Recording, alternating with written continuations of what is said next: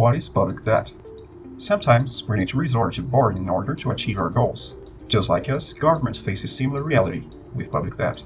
Public debt is the amount a government owes to creditors and plays a vital role in the country's economy and finances. It is a tool that allows the government to finance essential activities such as investments in infrastructure, healthcare, education, social programs, and payment of public servant salaries.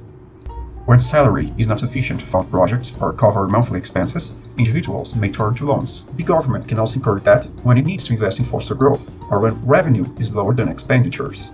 To avoid becoming insolvent, the government could reduce public spendings, cut investments or basic service, or increasing taxes. However, these alternatives are not always desirable, as they represent a sacrifice for society. Public debt can be used to accomplish significant goals that improve citizens' quality of life and generate economic growth.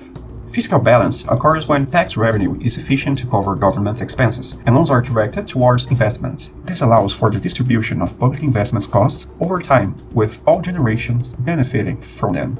Debt, when well managed and within the government's capacity to pay, can be used to enable projects and distribute costs among beneficiaries. However, it is imperative to remember that debt has a cost for citizens and should be incurred for valid reasons. What is the role of public debt? Public debt can serve even broader functions for the proper functioning of the economy. It can assist in the conduct of monetary policy and favor the consolidation of the financial system. Currency bonds are essential instruments in the central bank's daily operations to ensure currency stability. They serve as a financial ballast for typical monetary policy operations and also as a valuable benchmark for private debt issuances. The development of public and private bond markets can enhance the efficiency of the financial system in allocating resources and strengthen a country's monetary and macroeconomic stability. The fundamental lesson from this discussion lies in the importance of safeguarding public credit quality. Only by doing so can we effectively utilize debt and its functions. Here, once again, the analogy to the average citizen is valid, as they must maintain high credit score to continuously secure better financing conditions, such as lower costs and longer payment terms. The same is applied to the government, although it is not as straightforward. Its financing conditions are closely related to its credibility, capacity to repay, and debt management quality. Therefore, responsible and conscious use of public debt is critical for the country's development.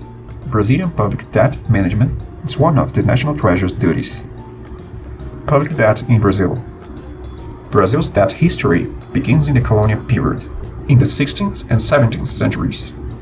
Local governors would take out loans, but these transactions would often intertwine with personal affairs of the rulers. There was no systematic recording of the debt, so the details of this debt, such as size, purpose, and conditions, are unknown. Brazil's institutionalization of public debt, giving it the character of a national obligation, only occurred after their independence in 1822 during the imperial period. For the first time, an agency for the public debt administration was created, known as the Caixa de Amortização. The system we know today began in 1964 with the creation of the Central Bank, the National Monetary Council, and the reform of the national financial system. The measures adopted from that point onwards allowed for the establishment of the debt market in Brazil. Even so, the issuances were aimed at financing specific projects. Prior to 1960s, the country did not have a mature financial system that enabled the market to absorb public debt issuance and rollover. In 1969, public financing exceeded government fiscal needs, but only in 1986, the National Treasury Secretariat was created.